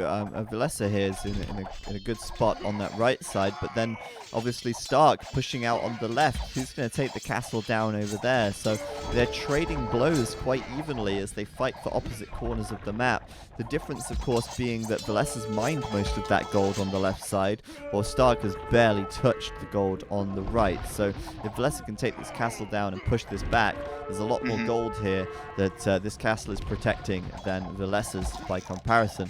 Villese did try or is trying to defend his castle as best he can by pumping out more and more of these Hussar and, of course, keeping the Mangudai production going. If he can actually kill the Rams, he may even be able to keep this castle alive, which would be pretty impressive as the fight rages on the right side as well. Both fights going quite well for Villese right now as that castle's going to fall. Yeah, unfortunate stuff for Stark. That castle going down was really bad because that protected a lot of gold there.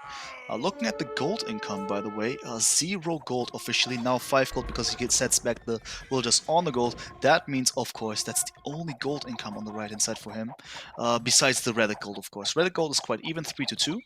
Villese with a slight lead there, but in addition, he has more safer resources, at least for now, as the left-hand side is protected once again. The castle is still up for Villese. It just seems to be way better for him.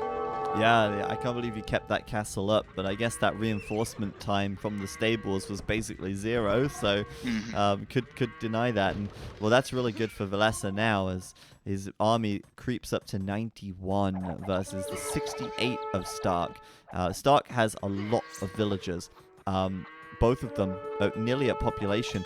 Villese, though, I don't know if he maybe deleted villagers, or maybe he lost them, but he's quite happy to have his 95 vills and have this larger army at the moment. Right, right. Even though Stark is also completely, nah, not completely, but he was pop capped that for a second, I believe. Well, he's Um, being raided right now, so yeah, yeah. yeah, that's the thing.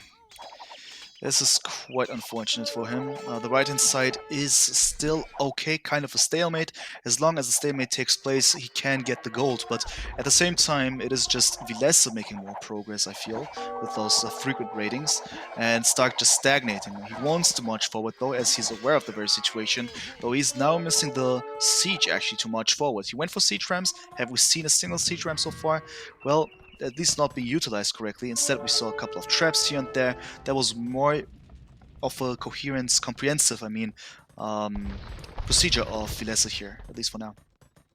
Yeah, and at the moment on the right side, the fight still rages on. Looks like Stark has the edge here, actually. Villese needs to get back towards his castle with those trebs, as his meat shield is way too small. He just needs to get more and more hussars into the mix. Villese at the moment, 400 gold in the bank. Stark, however, has 1,200. If you look at the resources, Stark's resources are insane. This is looking really good for him with the amount of resources he has. In fact, he's sending a raiding force through to the back of Villese's base now. And Villese can't really afford to lose that food production because his hussar numbers are actually dropping a little bit. And, maybe he needs a few more vills, actually. 95 is probably not enough. It's probably not enough now. I don't know if he just, you said it earlier, did he lose them or was it just him deleting them? Maybe both. Probably just he lost them for a couple of raids and now he's losing even more. You said it's quite bad for him. At the same time though, a couple of things happening also on the left hand side, asking myself if Stark is going to be able to deal with that very situation. The trebuchets are there trying to get down the next castle of Stark. Once that happens, of course, Villese is making more progress, while the right hand side, still a lot of army of Stark being used for the sake of a bit of gold. And that is, of course, better for Villese, at least military-wise. He's just making more progress here.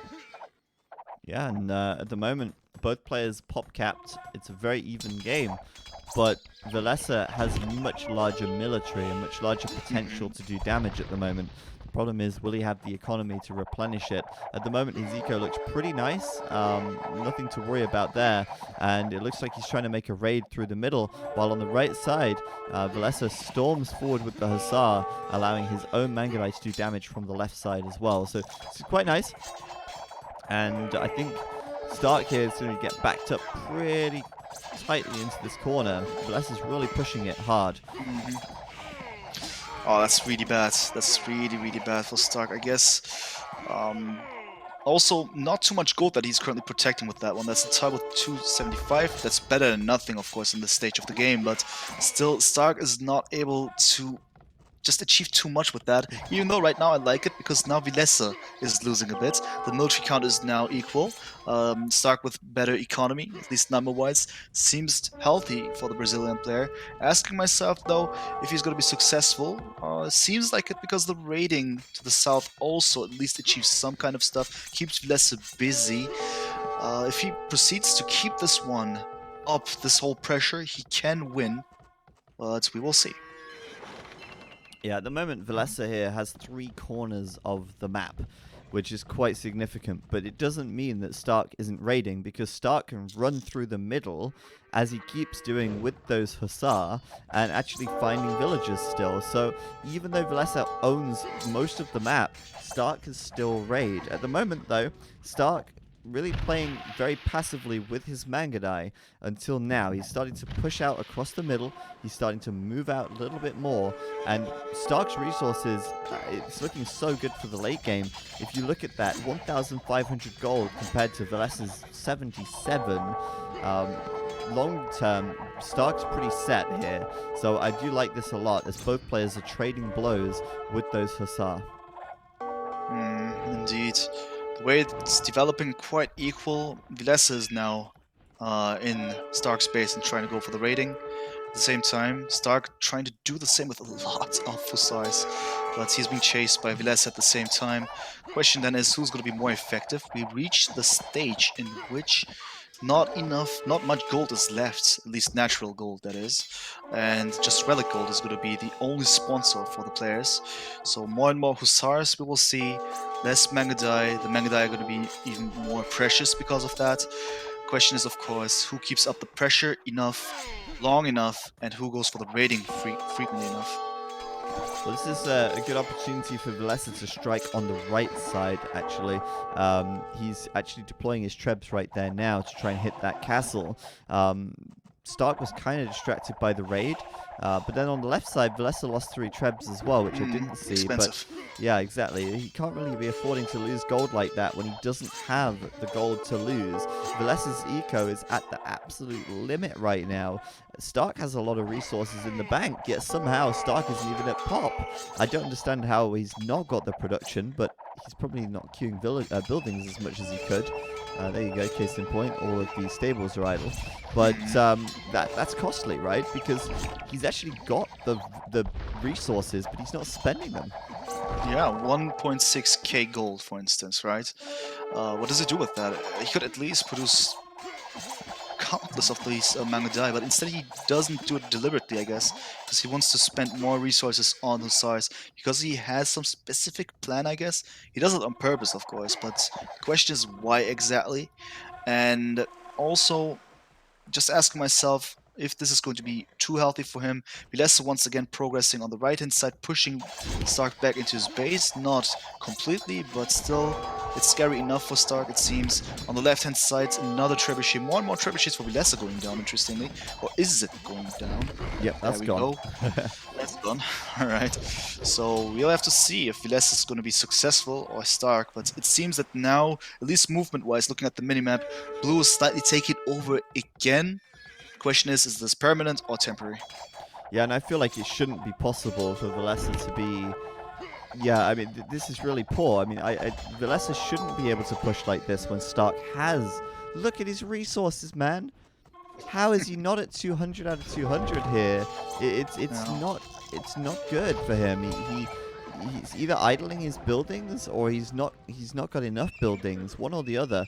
But yeah, I mean, too much idle time and not enough production is costing Stark big time. Both on 95 military now.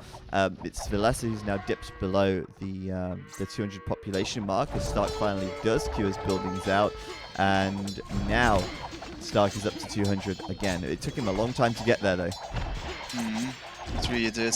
Siege workshop also in the making for Stark on the left hand side, just to have it there, just in case some other stuff like more trebuchets could be incoming, then he is going to be prepared. Looks good on the left-hand side for Stark. He's now pushing back, but more Mangadai coming from the right-hand side, flanking the army of Stark, interestingly. On the right-hand side, nothing much is happening. More stress on the left-hand side. Yeah, the Mangadai from Villese sort of running across the middle of the map, and you know, at this point in the game, the water control not really bringing much to the table, and you know, there's just a few galleons there left over, while both players really are just focusing more and more and more on the land as the game goes by. But yeah, I mean, right now, like I say, resource considered, it should be Stark's advantage, but he's not pushing it yet. He's trying once again to go with a raid. That's immediately going to get shut down, or at least somewhat going to get shut down by those Mangadai. And yeah, at the moment, still, Villese has that map control, and Stark is backed into this corner almost, where I guess he's a little bit afraid to push out. I'm not sure. Yeah, and something is going to happen on the right-hand side, because while Villese was able to always take care of any incoming raid, now a huge raiding unit of Villese is approaching from the right-hand side. A lot of Hussars there now, and they will be successful, it seems. There's not enough units of Stark actually dealing with that, or is it? A couple of his Hussars now approaching as well. Still unexpected for Stark, and well done by Villese. I guess a couple of villagers are going to go down. Yeah, it's all about the raiding, really, isn't it? Neither player is able to break the other with the siege. You know, the rams and the trebs, they're good, but against the Mangudai, they just melt, and so it's been a bit costly for Villese to send those Mangudai, the trebuchets in. So it's really a game of raiding almost at this point. Who can raid the best? Both players down below 90 villagers now, and Villese struggling with military actually. 150 population. It's suddenly taken a turn for the worse as he runs in on the right side of st4rk's base and loses far too many of his hussars. So this is good for st4rk all of a sudden, and we'll see if st4rk can now push this. Another raiding force coming in, and it's obviously got to be important for st4rk to keep that pressure up, keep sending those hussar across, because that's going to keep Villese stuck in his own base, which is exactly where st4rk wants him. Exactly. With that kind of military advantage, it seems to be like a successful plan for st4rk. At least potentially it can be like this, because he has the upper hand. Like you said it, if he does that, keeping up the pressure like this could be lethal for Villese. Both players seem to deal with the raids of their opponent pretty adequately, in my opinion. Even though they're inside, they somehow take care of it, and it's not a permanent damage, so to speak. Villager count is quite equal. Still, st4rk has the upper hand military-wise. The KD, in my opinion, is quite revealing there how things are going currently. Even. And yeah, just slightly bit more gold income for Villese with 3RX. That's all. Yeah, the extra relics are nice, but Villese doesn't have much gold in the bank compared to st4rk, who's got 1,800 gold. He's done such a good job of conserving that. He's got 10k wood, 4k food. st4rk has a lot of resources, and that's good for him going into this super late game now as we go past the 1 hour and 14 minute mark. The final game of the day, destined to be a good one. But yeah, st4rk here still falling back to his base and regrouping as he moves out to the east side now to potentially lock down some more wood. Maybe he'll make a little play for that castle over there on the right side. Bit of raiding happening once again on the left hand side, because st4rk now understood that the wood lines for Villese actually seem really grim position wise. They are now actually outside of the core base of Villese, while st4rk in comparison still has a couple of resources, wood resources back in his base, which is an advantage, at least resource-wise, position-wise, which is also a possibility for st4rk actually raiding more successfully. He can potentially get more villagers. Seems good. Also, once again though, Villese is on equal numbers with the military count. Yeah, and it's, I think Villese is actually replacing the villagers faster than st4rk's killing them, because he's got 100 villagers again now. So all that raiding, all those dead hussars, and in the end, Villese still has that villager lead after dropping down below 90. He's back above 100. It's really important not to let those villager numbers get too low, because things will start to snowball out of control, especially when your resources are at the limit, like they are in this case of Villese here. So well defended by Villese time and time again. It has shifted the focus back towards his base a little bit, and meanwhile st4rk is just playing so conservatively with those Mangudai. He doesn't want to throw them away, he doesn't want to lose them, but I feel like st4rk could afford to play a bit more risky. He's got so many resources saved up.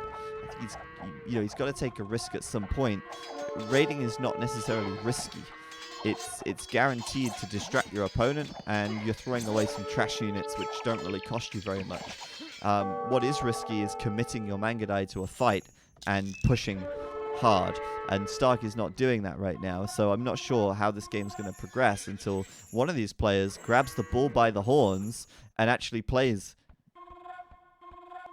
That's actually really well put. I guess that's pretty much it. So who's actually going to go for that risky move? I guess the reason why st4rk doesn't do it yet is because he just wants to wait for the better opportunity, so to speak. He says, you know what, with this raiding, I create a bit of damage, but it's not enough. I want to create more. And then when he has this momentum, he wants to strike. Same could be said maybe about Villese, but st4rk has the possibility to do this with his resources. At the same time, he's now losing a couple of resources, at least to the right hand side. Rams are going down, his buildings are going down. Unfortunate stuff for st4rk. That's once again loss of map control.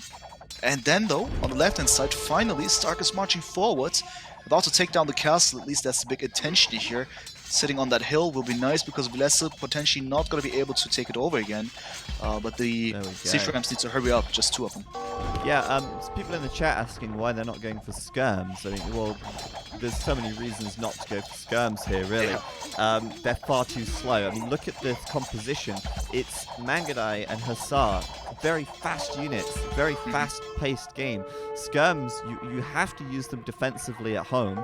And what are you going to do if you get raided? You're going to lose them to the Hussar? Well, that's great. You're going to push slowly across the map? Well, you get raided on the other side then. So yeah, they're really not a good unit choice at this point in the game, especially with this many Hussar mixed in at the very least. But yeah, good play by Stark. He does clean up the left-hand side, and Villese now making a move on the right will get cleaned up, it seems, by the castle, or maybe some more defending Hussar, but that steam there has been taken out of that push, while both players now posturing. Stark has a good hill, though, to work with on the left side. Exactly. It's quite dangerous for Stark because he's out there alone, so to speak. And interestingly, Villese, what does he do? He tries to shift the battleground a bit to the right-hand side, so Stark doesn't have the upper hand anymore on the hill. That's actually well done. Stark actually fell for that kind of trap, let's say, because Villese pushed him to do so. Once again, though, Villese is now retreating. He cares too much about his elite Mangadai, understandable. He values it. So I'm not so sure who's having more map control at this point. The right-hand side is taken back by Villese, so to speak. We don't see too many units, though. Instead, it's Stark once again. Left-hand side is also a bit of a strange one, though it is Stark with a lot of units on the left-hand side. So I think he has the potential to strike there, but also Villese knows this and has a lot of resources, a lot of units prepared and waiting for the engagement. Yeah, that fight went a lot better for Stark on that left side, and right now Stark going back to the hill will tear through those Hussar. Outpost coming up here. Now, I like this. A little raid through the middle, a little bit of raiding on the right side, and then a big, massive units on the left. Stark retaking that map control little by little, but more to the point, he's still got over 1,500 gold in the bank. Villese with 300, and very little wood for Villese as well. And whoa, I just hear a bunch of docks producing units. I think he just made a round of galleons, which I'm not sure if that's that useful anymore. Was it a misclick? Is that...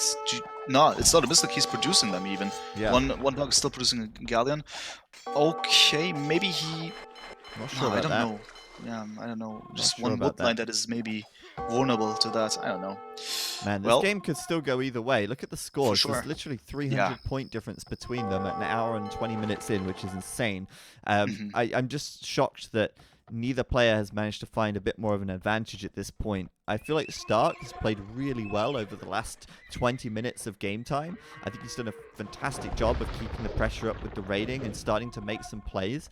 But Villese is far from dead yet. He's still got a huge army. In fact, both of them do. This time Stark's going for a raid down the middle, while Villese is going to try and defend with everything he's got on the left-hand side. That should work for Villese. I think Stark will get pushed back once again here. Yeah, it's always this push and then being pushed back. Those galleons, by the way, they try to achieve something. I still am confused about it. They're chasing the Hussars or something now. So that's what's happening. Then again, though, Stark at least tries to place a couple of stables on the left-hand side, so his reinforcement rate is better when he wants to engage. At the same time, though, Villese with a huge army.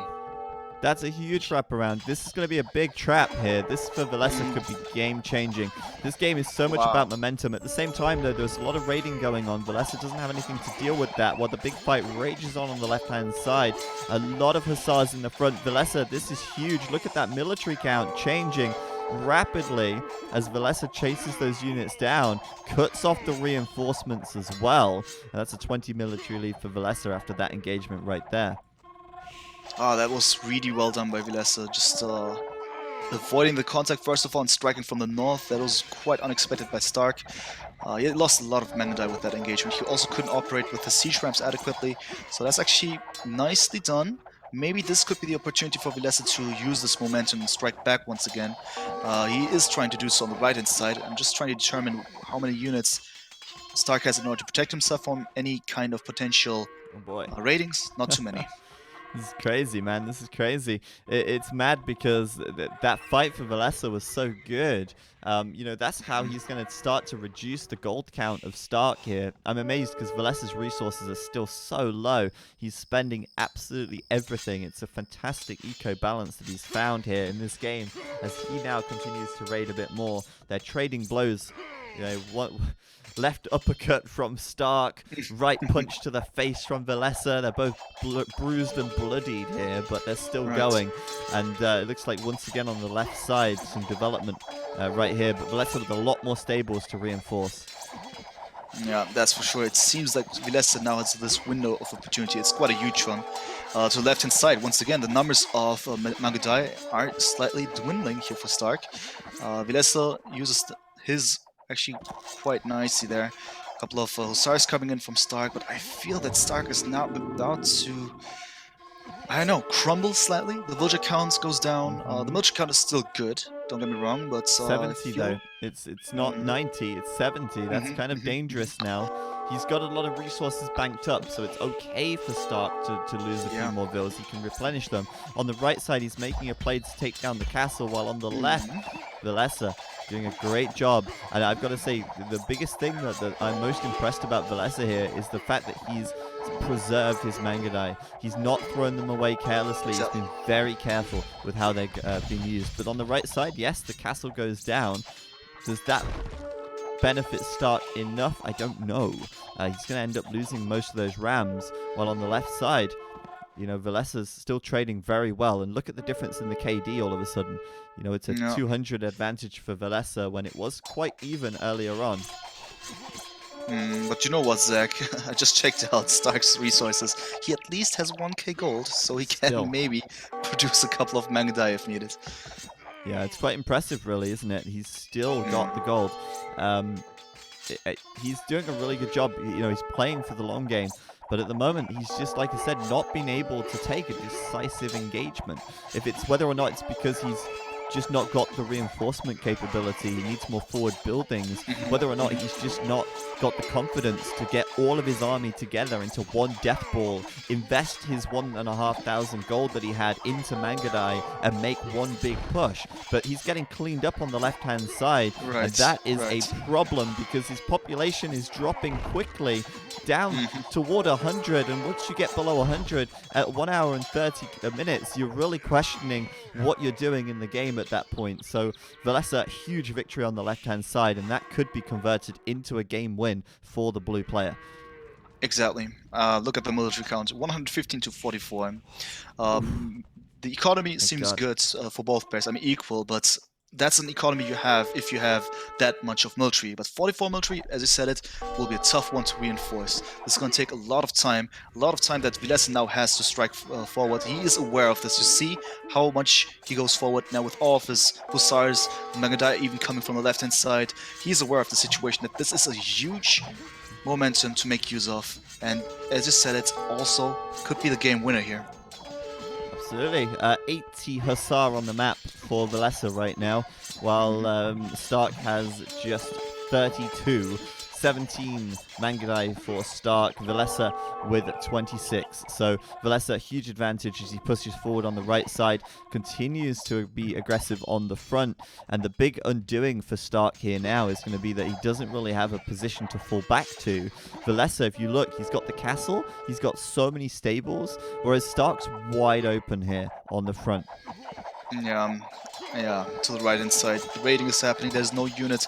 Just a couple of siege ramps there. Unfortunate, but I think Stark is not going to be able to stabilize the situation any further. No, I think it's over. I think it's done. He's raiding on the right-hand side. The villagers on the farms are dying. Stark, 96 population now. It's a 2-to-1 ratio of population for Villese, and wow, broken the stalemate. Villese with the patience, with the persistence. He preserved his Mangadai. He was on such low gold, and I'd be interested to see the total gold gathered this game, because Stark did a fantastic job of you know, saving that gold till the bitter end, but he wasn't able to make it count. It was like, instead of spending it all at once onto a game-winning army, he spent it a little bit at a time on an army that could just about keep him in the game.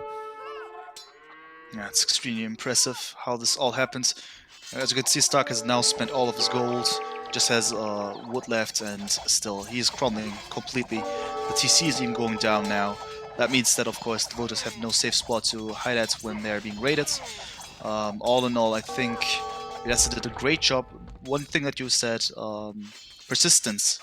is really important here in this case. Villese did a great job here, waited as long as possible, and then held on at the same time really well. And now he's having the time of his life, pushing back successfully and completely taking apart Stark's base. Yeah, well, at this point, Villese can't be stopped.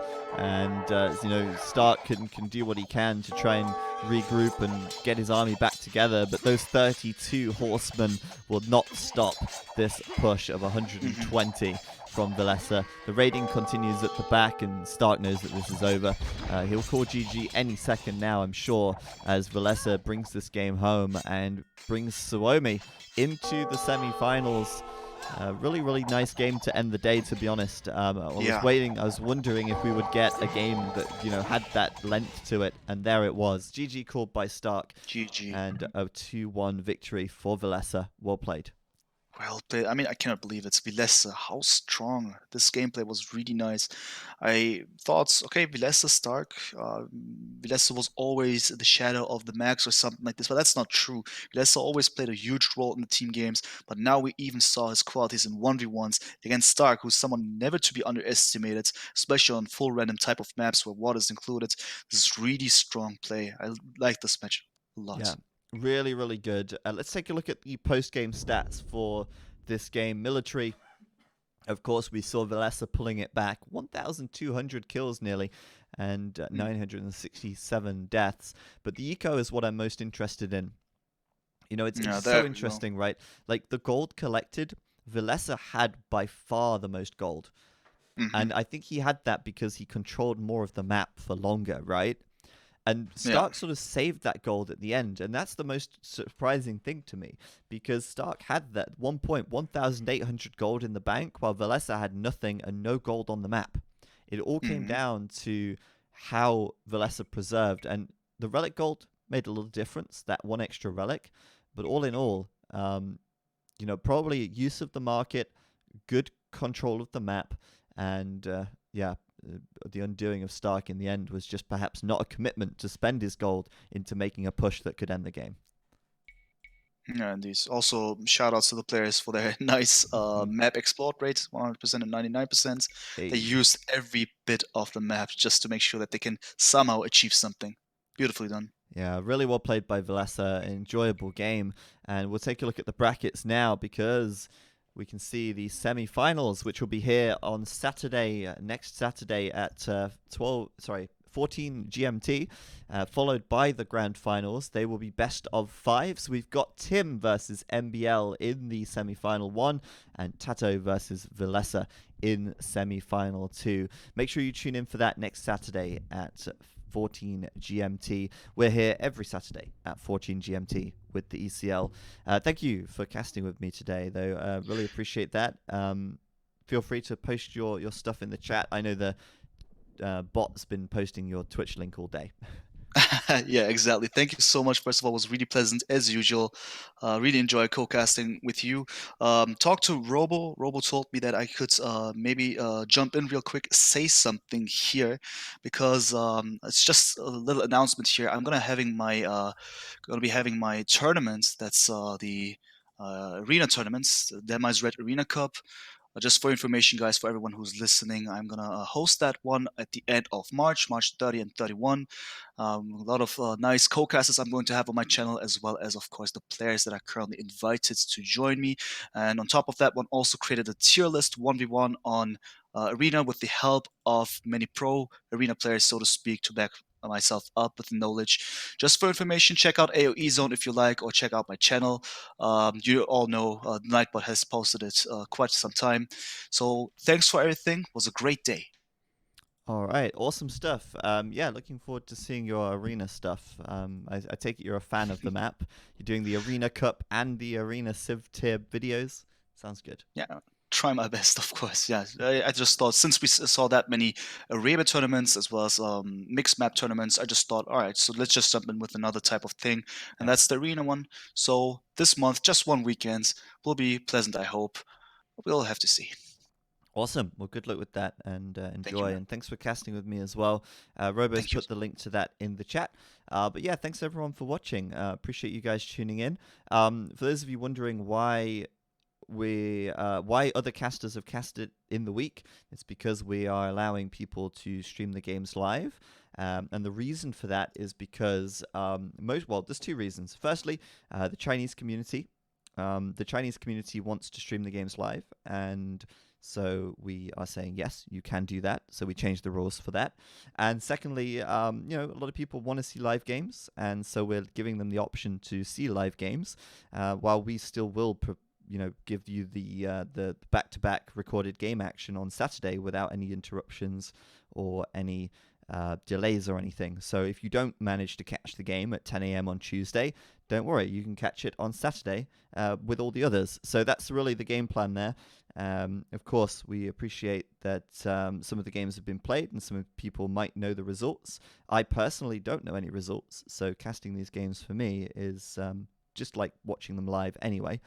But anyway, with that said, thank you guys for watching, and we'll see you next Saturday at 14 GMT for more ECL. But if you are a fan of Escape TV, then you can tune in tomorrow at 18 GMT right here on this channel, and Robo, Ham, Interjection, and I will be playing a 4-man free-for-all tournament through the ages. We will be playing on Age of Empires 1, Age of Empires 2, Age of Mythology, Age of Empires 3, and Age of Empires Online. And we're going to have a tournament between the 4 of us to see who can rack up the most points. Exciting. That's nice. All the games, man? That's all of the games in one day. The whole beautiful. Age of Empires experience. Nice. Looking forward then. Yeah, me too. I can't wait. I really enjoyed playing Age of Empires 3 yesterday, actually. And, of course, we have our Age of Empires 3 tournament planned for the summer. So much hype, and really looking forward to that. So, anyway, thanks, everyone, for watching. We will see you tomorrow, 18 GMT, or next weekend for the ECL. But hopefully you have a good evening, and we'll see you next time. All right, then. Bye-bye. Bye-bye.